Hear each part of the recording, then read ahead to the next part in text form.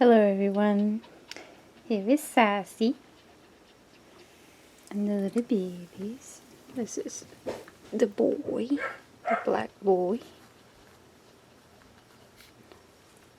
I thought I might go a little more into the question that Heather presented on the trimming nails video. She asked about how can you tell a weak newborn puppy. There's many different things. I know puppies seem like they're weak when they're newborn, but they're really not. They just lack, the control over their body and their muscles. No different from a newborn baby, except they do better than, newborn human babies. This is the little girl. There she is. She's the biggest one so far. It's kind of dark in here, I apologize. I don't really have good light in most of the house. Stay back here so you can see them. As I told her in the comments on that video, when a mother dog starts giving birth to the puppies, Sassy's labor, like pre-labor, there's a pre-labor stage where they'll do a lot of panting. They'll start digging. If you take them outside, they'll start digging a hole, or if they're inside in like a box like this is her whelping box. They could start digging at the bedding and all of that. That can last upward of like 12 hours. Sassy did it for most of the day when she gave birth. Now, the one thing Sassy did that was different from Love Me was that she had almost 3 hours of, they were contractions, but they weren't hard contractions, and they were about every 5 to 6 minutes. She did that for about almost 3 hours before she actually started having the hard contractions. Her water broke, the hard contractions, and she started having puppies. Love Me didn't do that. Not the contracting prior to puppies. I don't know if she just hit it really well, or I just don't remember, but I don't recall her doing that. It's not an uncommon thing, or every female's different with how they express themselves when they're in labor. They can do different things. They can, seclude themselves. They can want your attention. They could become more aggressive, towards other dogs. It varies. So Sassy was a bit different from Love Me, but she was just as quick as Love Me was giving birth. I mean, she gave birth to these puppies every 30 minutes, just like Love Me. Love Me did the same thing. So those are all good things. We were a little nervous about it because we hadn't experienced the contracting thing before. Peyton had read about it, but reading is one thing and actually experiencing it is another.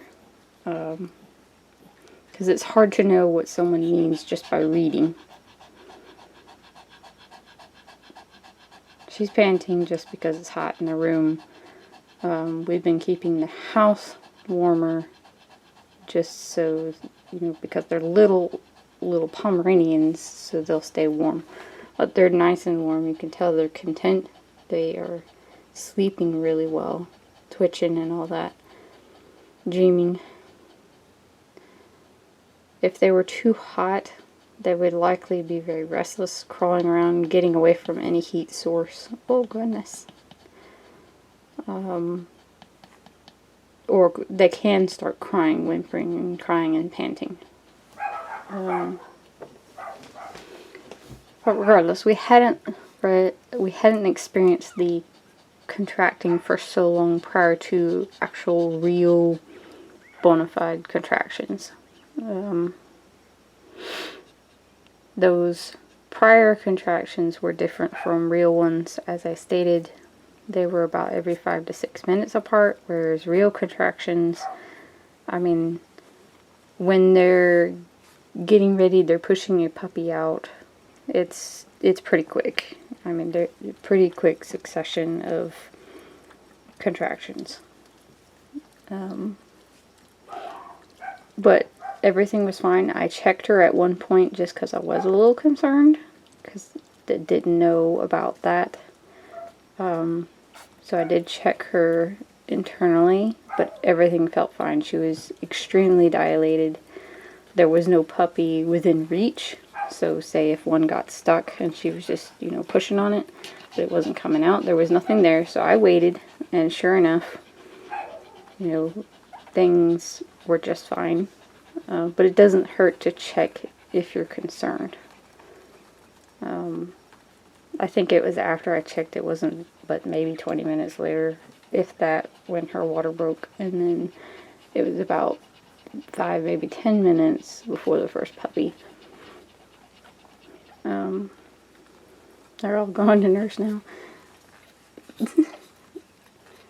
So Heather asked what signs indicate a weak puppy, because she said they seem so weak already.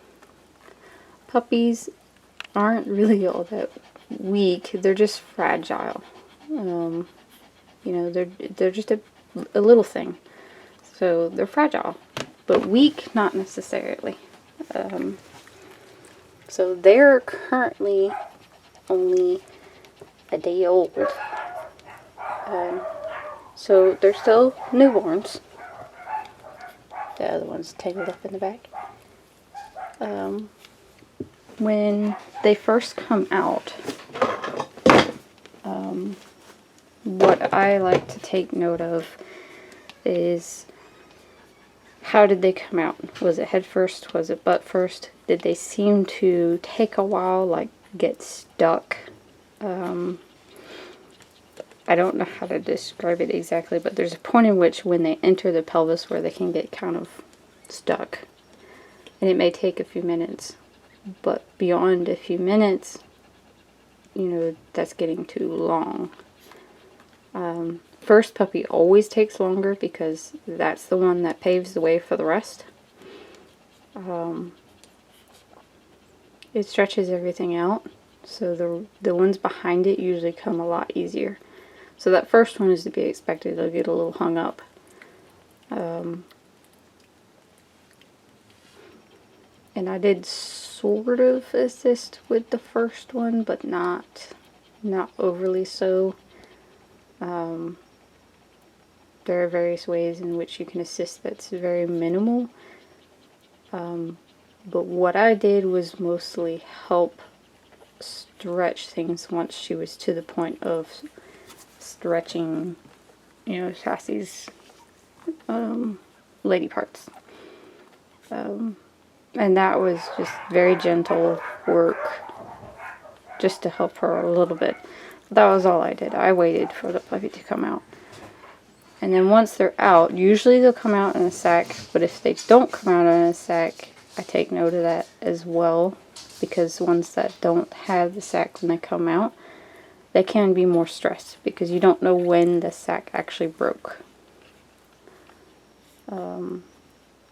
So best is for them to come out in the sack, but they don't always do that, and that's normal.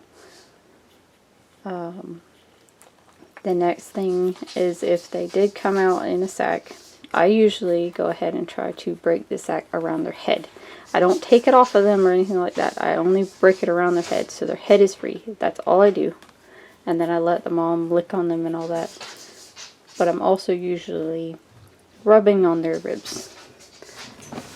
So, if I can get in here, I'll rub them, you know, on the ribs. And you can rub them pretty firm. It's okay. And that's just to stimulate them to breathe. That's what mom licking them does, is it stimulates them to breathe. But when I initially break the sac, or she does, the mom does, I'm looking for, do they immediately take a breath? Do they immediately gasp? Or does it take a minute? And then after the first breath, do they continue to take more breaths? Or do they kind of stall? And if they're stalling, I'm definitely going to be rubbing them. And they will cough and they'll sputter. They're supposed to, because they're supposed to get rid of the mucus that is in their lungs and their nasal passages, to be able to breathe better. If they're not really doing that, that's kind of somewhat of a problem. We haven't used the,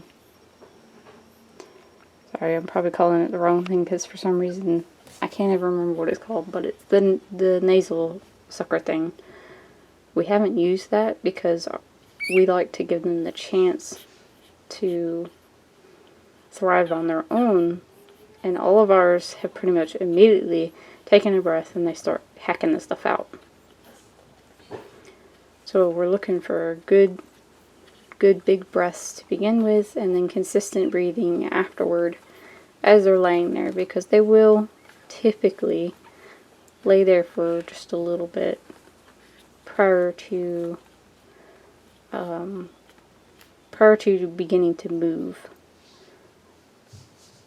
But they usually do move pretty fast, picking their head up or trying to, you know, wobble around.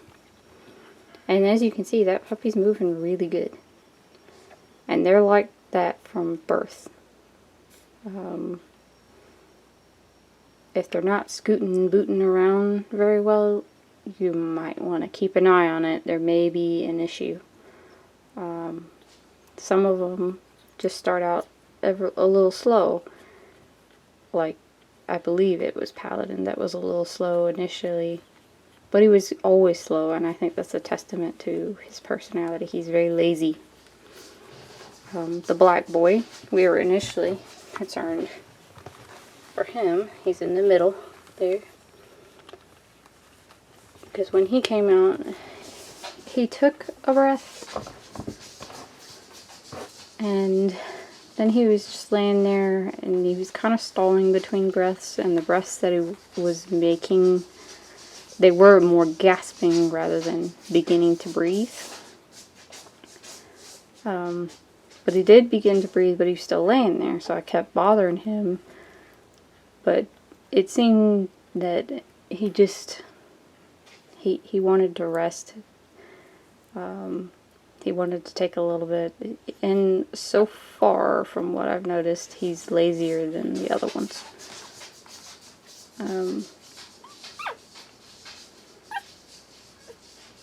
Just kind of, just in the way he moves about and all that. See her. See, they're very mobile, even as tiny little puppies. And you want to see that. You want to see them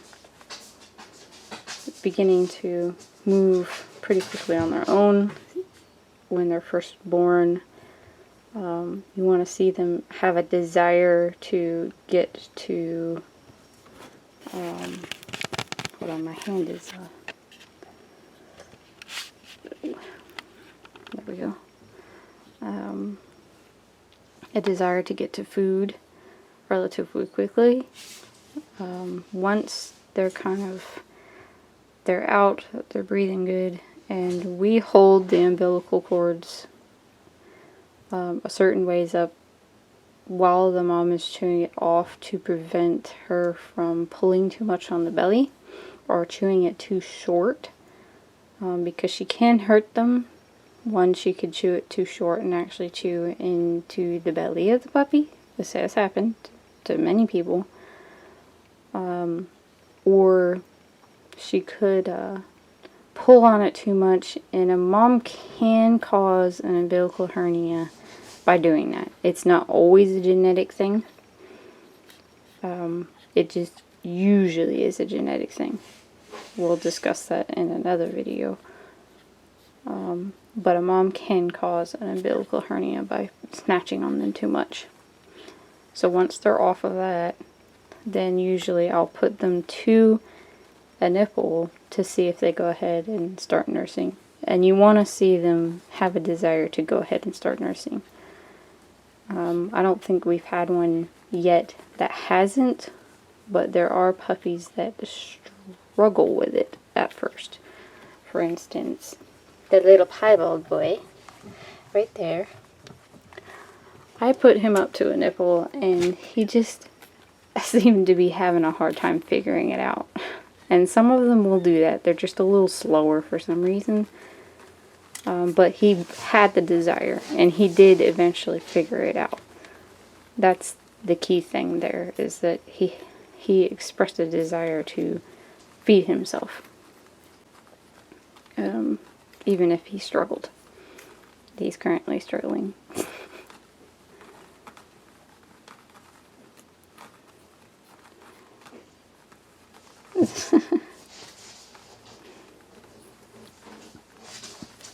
So once they're all born and we get them all nursing, we just kind of monitor / let the mom do her thing, because she's going to look all over them, get them clean. He gave up. Nope. He's going to try again. To see how well they're getting to nursing points, if they're staying on. Seeing if they're satisfied. Do they start whimpering and crying? Whimpering and crying in puppies, wandering around, barring them just having wandered away, but purposely kind of moving away. A lot of crying is not good. It usually means there's something wrong. It could be they're too cold, they're too hot. It could be, I'm going to help him for a second.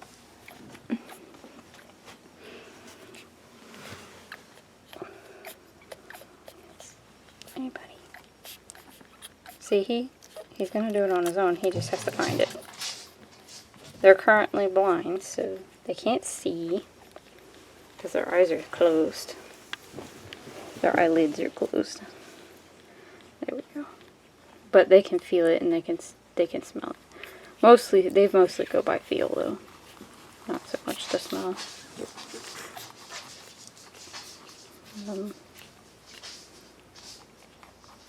Babies.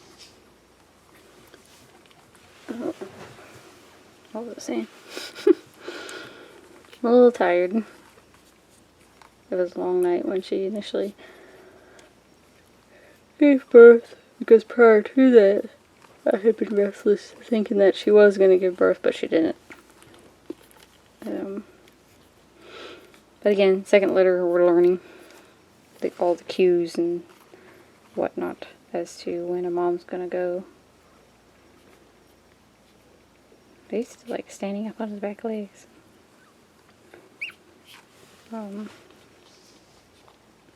A weak puppy is not going to be as active. I mean, you see how active they are as of right now. And we've caught them go entirely across the box before crawling. Those are active, healthy puppies. The one that isn't is probably not going to go very far, or they don't do much moving around. They don't do much nursing, have a desire to nurse. They do a lot of crying, they're fussy, they just generally seem unwell. They could be cold to the touch, colder than the rest. They could be smaller puppies. A smaller puppy, he's the smallest, and you can visibly see that he's a little smaller. They're ones to watch out for, to assist, because they could get pushed off by their stronger siblings, and they could get behind. But smaller ones as a general you want to keep an eye on, because I'm not saying there's anything wrong with them, but there could be, especially if it's quote-unquote a runt. Runts is a different matter. He's not a runt, he's just smaller. Could mean that as an adult he's just going to be smaller. That's what happened with Lemmy's litter. Both Kaya and Kismet are a lot smaller than their brothers, and Kaya especially. Kaya was a lot smaller, but she was not a runt. She's apparently very mad.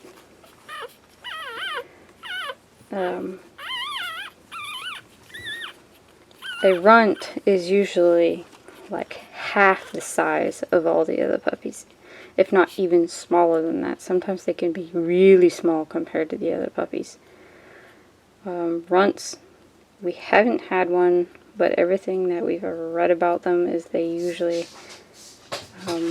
they do very poorly. They may not even make it at all without a lot of intervention, and we don't believe in forcing those sorts of, we don't believe in forcing them to survive if they don't want to. It's also kind of on an ethics thing, is that runts often have issues that you can't see. We're not going to just abandon them per se. If they have a desire to live and they do, then okay. But we're not going to assist much. Now, a weak puppy is simply a weak puppy. We will help to a degree. I mentioned that before.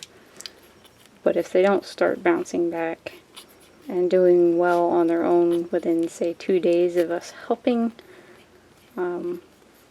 depending on how we feel about the situation, we will probably just let them go.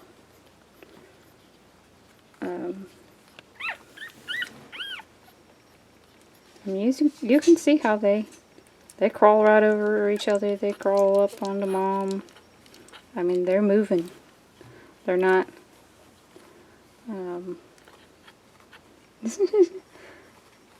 They get stuck because they don't have the coordination of the muscles in their limbs.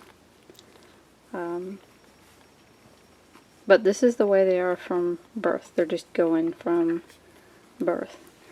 Now, you see he's on his stomach like that. I'm going to encourage him, if I can, once he's settled, to roll onto his side. And the reason for that is because there is such a thing as called a swimmer puppy.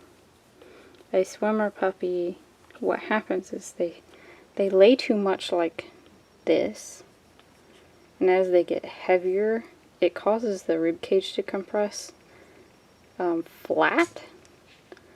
And it's because their bones are so soft. It causes the rib cage to flatten, and it does something weird to their back legs too.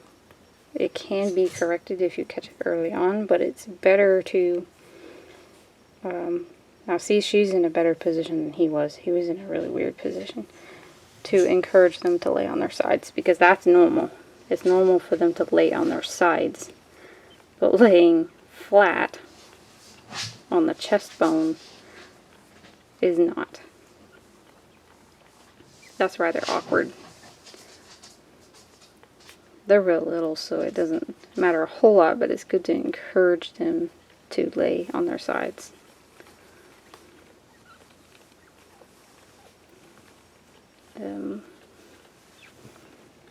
But I think that's pretty much it in regards to what we know of to look for in a weak puppy. It doesn't hurt to, what I mentioned, the nurture mate tube that we have, that stuff that we have. It doesn't hurt to give that to them after they're born, period, because it's not going to hurt them. It'll just boost them, if anything. So that's not a bad thing at all. But yeah, I think that's pretty much it in regards to those things. And we just keep an eye on them for the first 2 weeks, really, to see how they're developing, how they're growing, how they're doing, their behaviors.